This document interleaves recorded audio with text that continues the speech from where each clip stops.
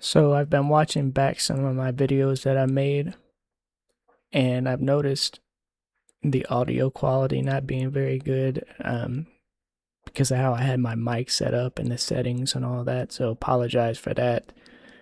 I've made it better. I'm still kind of tweaking things, figuring out the best way to do it. I'm still a little bit new to talking on the microphone in videos. Another thing I've noticed is I also, in some of my videos, I kind of repeat some of the same things over and over again. Um, Not just in one video, but in another video, I'll kind of repeat something that I've already said in the last video, which is normal to some extent, but I think I do it a little bit much. Um, so I'm trying to become more spontaneous. I'm trying to kind of have a little bit more flow. I'm trying to practice this more and more until I get comfortable where, I can just kind of get straight into it. I don't have to put so many disclaimers, which is another thing I noticed that I do. I kind of put like a disclaimer and all that shit before I just get into it, which is kind of what I'm doing right now. Again, I will get better as I do more of this. So yeah, apologize for that. But it is something that I do kind of struggle with, is just kind of doubting myself and needing everything to be perfect and shit like that. So just me even doing this is an improvement.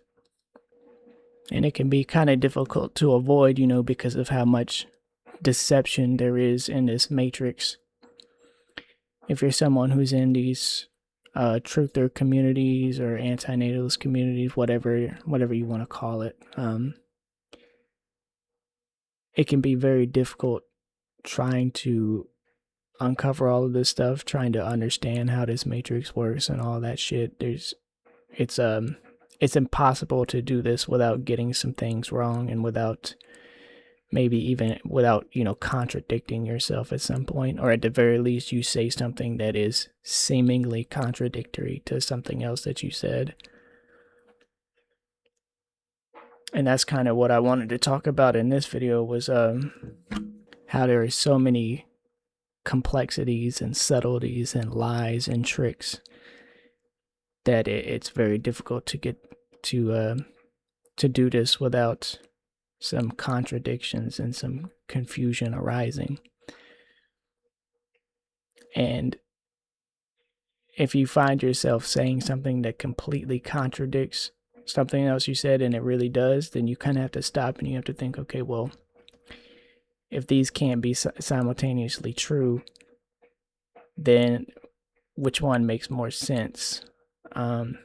Which one are you gonna pick? Which one are you gonna lean more towards? And you can either understand that you have to pick one, or you can maybe say, well, I don't really know. It is possible to entertain certain ideas as a possibility without really being committed to them, So that's an option too.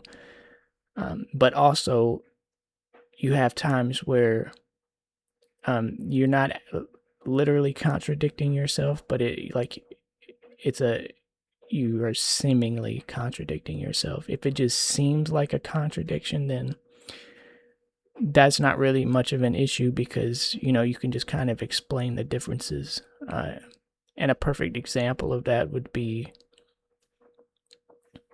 like in my last video, how I talked about my last video was don't love your body. And what I was talking about in that video was how like if you try to talk to someone about problems that you have, and if, like, say it's specifically a problem about your body, maybe you look ugly, maybe you have a disability or something like that, people will try to paint it as this positive thing, like, oh, you need to love your body, you need to love your flaws, you need to be glad that you have them, accept it, and so on, and to kind of, almost like Stockholm syndrome. They want you to be grateful and accept, your misfortune and your disfigurement and all that, kind of like gaslighting you and stuff like that.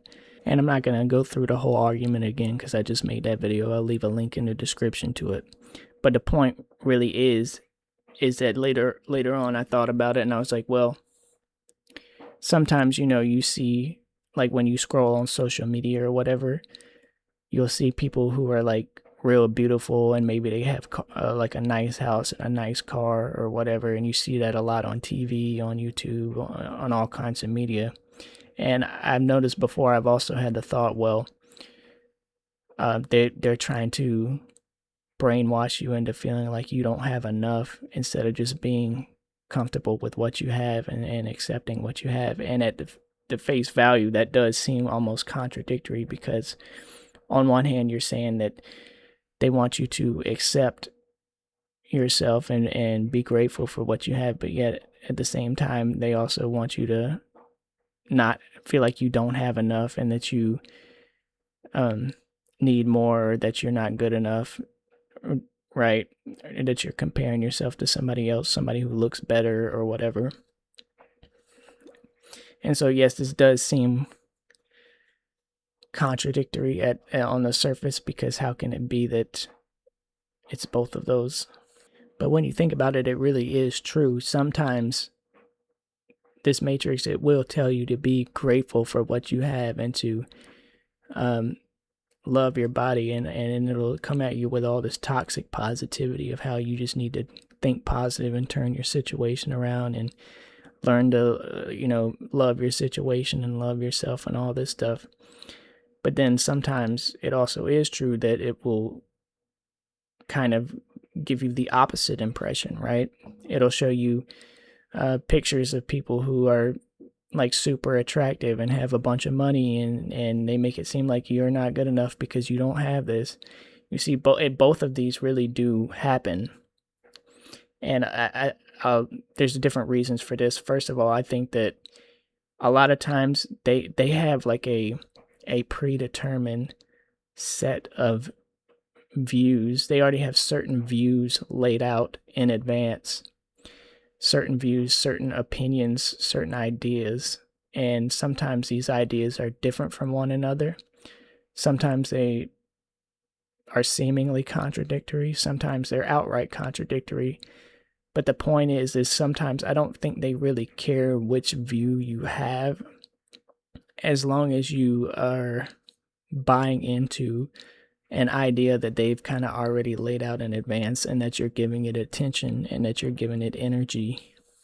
They want you to really be into it. Oftentimes they want you to really be on an extreme, because if you think about it, at the end of the day, you can acknowledge that this being grateful and learning to accept yourself and love yourself, love your body and your flaws, and be thankful for your flaws and all that. You can see how this is like toxic positivity. It's like Stockholm syndrome, and we shouldn't be inflicting harms and disabilities onto other people.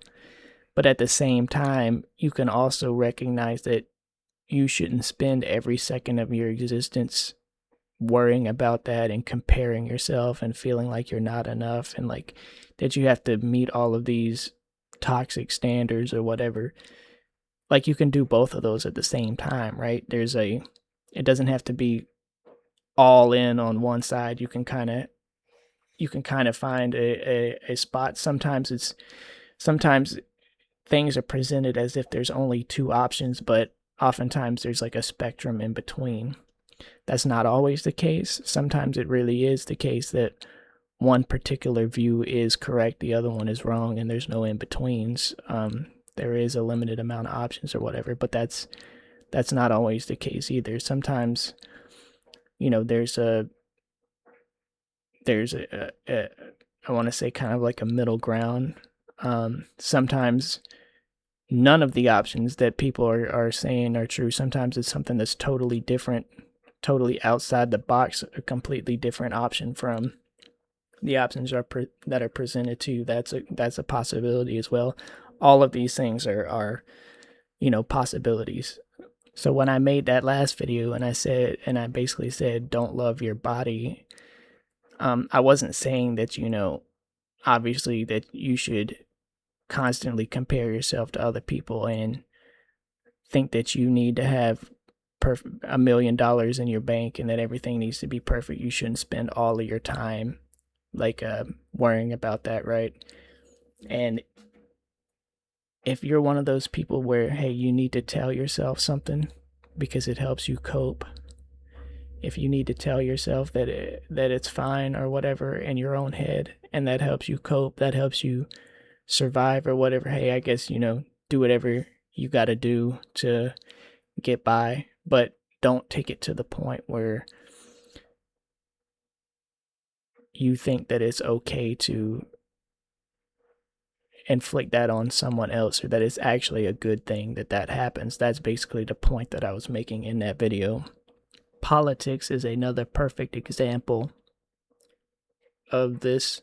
It's kind of similar in a way, because like one side can be arguing with the other side and they can have opposing viewpoints, and even though their viewpoints in a sense are like kind of opposite on some things, when you think about it, the people who run this world, they don't really care which one you picked. All they care about is that you pick one and that you're really identified with it and that you're really engaged in it and that you're giving it your energy and all of that, right? It's kind of like that. And it's like that with a lot of different things. That's why it can be really tricky navigating this stuff. It's you have to navigate through all of these paradoxes, these complexities, these subtleties, and it can be a real mind fuck sometimes, right? But I would just say the more you do it, the better you will get at it, and you just speak your mind. Don't worry too much about making a mistake, because it's going to happen. And I think just the more you practice naturally, the more comfortable you will get, the better it will be,